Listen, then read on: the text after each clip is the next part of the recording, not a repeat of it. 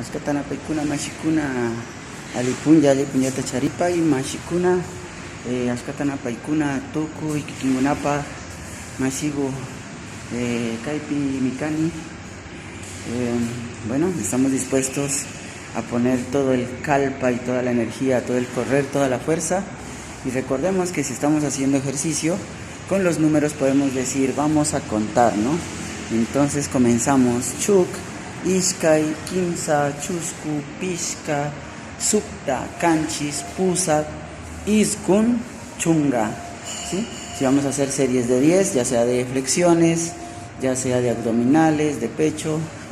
Bueno, entonces siempre no dejar el runashimi en ninguno de nuestros contextos de la vida, ¿sí? Así de esa manera pues vamos a ir practicando los números y vamos a ir practicando los saludos, Imanaya, Imanaya Takangi, que es hola, ¿cómo estás? Imashinata Samapangi, ¿cómo has amanecido? ¿Cómo amaneciste? ¿Cierto?